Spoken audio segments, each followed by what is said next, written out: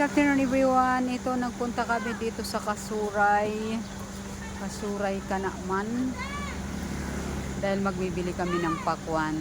Kaya lang nabili na daw lahat ito eh. Punta na lang kami doon sa isa pa.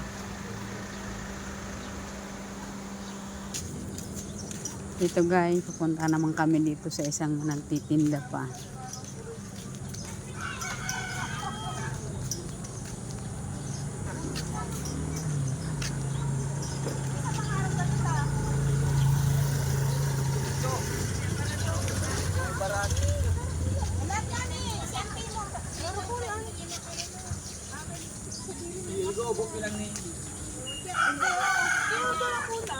Ito ang mga pakwan nila dito. Ito.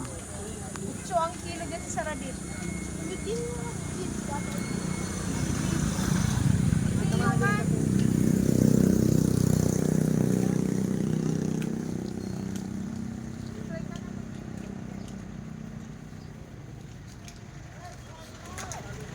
Thank you sa mga nakapanood din manonood pa. See you next video guys.